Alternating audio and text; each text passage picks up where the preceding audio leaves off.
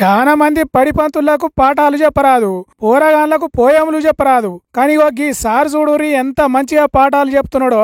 కుర్చీలో కూర్చొని చదువు చెప్తే పిల్లలకు అక్షరం ముక్క వస్తలేదని నేల మీద వండుకొని నిద్రపోకుండా అక్షరాభ్యాసం నిండుగా చెప్తున్నాడు. ఓ సారు లేవు, బాగానే కష్టపడుతున్నావు, అక్షరాలు బాగానే దిద్దిపిస్తున్నావు, లేచి కొద్దిసేపు రెస్ట్ తీసుకో అన్నట్టు ఎవరో చెప్పే వరకు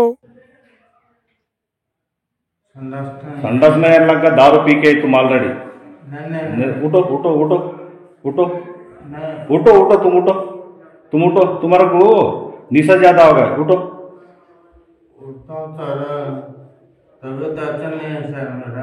అరే ఊటో ఓటో అని ఎందుకు లేపుతున్నారు? పంతులకు లేవస్తలేదు చదువు చెప్పి చెప్పి. అయినా బడిలో పిల్లలకు పండుకొని పాఠాలు చెప్తున్న పంతులను డిస్టర్బ్ చేసుడు మీకు న్యాయం కాదుల్లా. ఇంక అట్లనే చెప్పని చదువును. రోజు ఇట్లనే చెప్తున్నావా పాఠాలు? ఇట్లనే పండుకొని చెప్తున్నావా చదువు అని అడుగుతున్నారు. మరి అట్లా కాకుంటే ఇంకెట్లా చెప్తారు అన్నట్టు పంతులు గారు చూస్తున్నారు. కొమ్రంభీం ఆసిఫాబాద్ జిల్లా జైనూరు మండలం సుకూత్పల్లి అనే ఊరిలో ఉన్న బడిలో చదువు చెప్తాడట విలాస్ అనే ఈ పంతులు.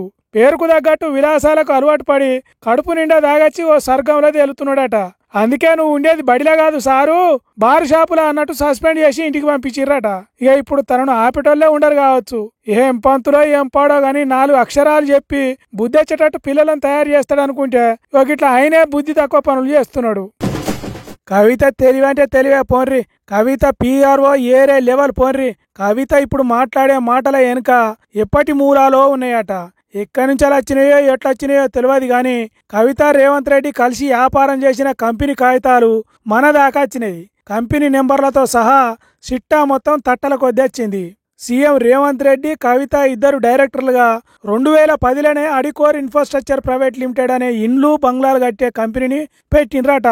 CIN అని కనిపిస్తున్న ఈ నెంబర్ను కంప్యూటర్లో కొడితే దాని దస్తావేజులు మొత్తం ధారాళంగా వస్తున్నాయి చూడుండ్రి. ఆ కాలంలోనే ఇద్దరు 5 కోట్ల పెట్టుబడితోని సురువు చేసినరట ఈ వ్యాపారం. దాని ఆఫీస్ కూడా జహీరా నగర్ లో ఉన్న అప్పటి పాత ఇంటినే పెట్టిండ్రు. అంటే కవిత తెలివితేటలు ఎట్లున్నాయో చూడుండ్రి.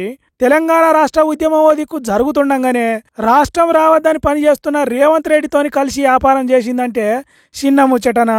ఓ దిక్కు తెలంగాణ కోసం బలిదానాలు జరుగుతుంటే రాష్ట్రం రాకుండా అడ్డుపడ్డ TDP పార్టీలో ఉన్న రేవంత్ రెడ్డితోని వ్యాపారం చేసుడు మామూలు కథనా?